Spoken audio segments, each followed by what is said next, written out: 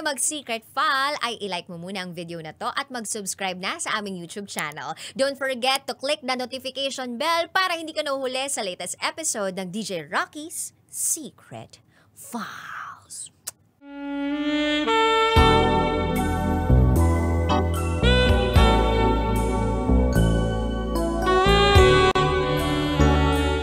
And now, it's time for SPG, as in Super Packener Secret File.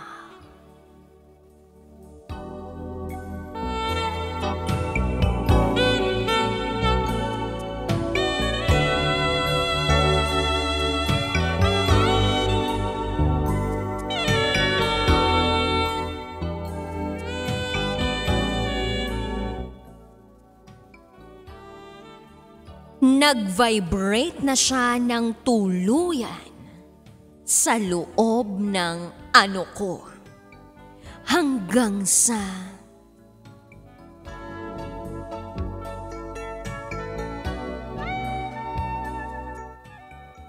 Hi DJ Rocky at DJ Jello.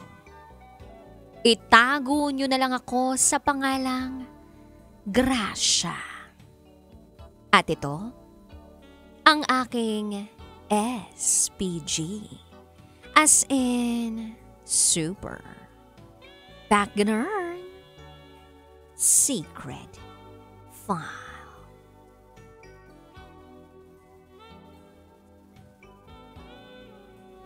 Naramdaman ko ang lahat sa isang sitwasyon na ayoko na sanang maranasan ulit. Dahil nakakahiya. Nagsimula ang lahat habang nakaupo ako sa isang tabi. Sakay ng isang bullet train sa ibang bansa. Katapat ko ang isang guwapong foreigner. Kaedad ko lang yata. Pero bet ko ang kanyang itsura. Kasi nga, guwapo. Sa dami ng pwedeng maitapat sa akin sa loob ng tren na sinasakyan ko, siya pa na nakaka-turn on ng nakaka-turn on ng mga mata. Kasi masarap titigan. Kaya hindi ako halos makatulog kahit pagod na ako noong mga oras na iyon. Paminsan-minsan, DJ Rocky at DJ Jello, pumipikit ako. Pero yung totoo, hindi ko sinasara ng tuluyan ang mga mata ko. Binubuksan ko ng very slight ang mga mata ko para matingnan ko pa rin siya. Imaginein mo, maputi, matangkad, naka-cardigan, naka-khaki shorts, straight ang buhok, naka-sneakers at walang balbon ang legs. Sino ba naman ang hindi magwagwapuhan sa ganoong karisma ng isang boylet? Ewan ko na lang. Tapos, may dimple pa pag nangiti. Oo, nakita ko siyang ngumiti kasi napangiti siya nung minsang tumingin siya sa phone niya. Lumabas ang dimples niyang Bang! Teka, wait. Biglang kumindat si Mr. Boylet sa akin habang nakangiti. Ako naman, ay, nagpretend na hindi kinikilig. Pero anak ng gusto kong maihe sa kilig. Super gwapo naman kasi. Okay na sana yung view ko, DJ Rocky at DJ Jello. Alam ko mga mahigit 45 minutes lang ang itatagal ng biyahe ko sa tren. At higit pa sa kontento ang pakiramdam ko dahil sa katapat kong boylet na foreigner. Pero eto na ang plot twist. Nag-stop over sa kasunod na train station ang tren na sinasakyan namin. At may sumakay na pasahero. Binalandra nila ang view ko Kaya medyo hindi ko na makita ang kaharap kong boylet. Hindi bale. Nasa utak ko pa naman yung imahe niya na nakangiti sa akin.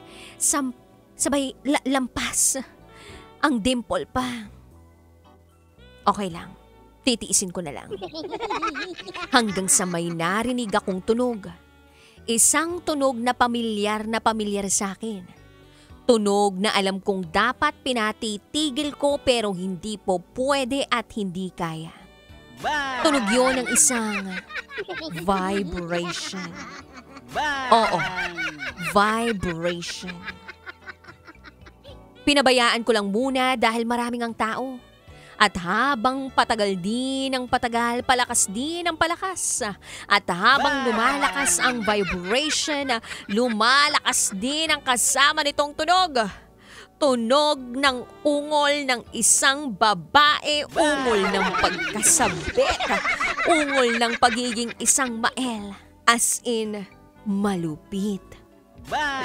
At lahat ng mga nakakarinig nagtataka na kung saan nanggagaling ang ungol at ang vibration. Yun nga lang, hindi ko po pwedeng itigil ang vibration at ang ungol na naririnig nila dahil nakaipit. Nakaipit ang cellphone ko sa bag ko na nasa ilalim ng inuupuan ko. Nagtatawa na ng mga nakakarinig na ibang foreigner. May nagsabi pa, "This girl's a banger." At may sumagot sa kanya ng, "Oh yes, she can do well and all night long." Nahiya na lang ako sa mga narinig ko, DJ Rocky at DJ Jello. Nagtakip na lang ako ng bibig ko para hindi halata. Hindi naman nila alam kung kanino yun galing, di ba? Hanggang sa bumaba na ang karamihan ng pasaherong nakatayo sa sumunod na train station. Naiwan ako dahil hindi pa ako pababa. Sa gulat ko, nakita kong nakaupo pa rin si Mr. Boylet sa harapan ko, nakangiti sa akin. Pero ang masaklap, dinig na dinig pa rin ang vibration at ang ungol ng cellphone ko. Regular alarm ko kasi yun.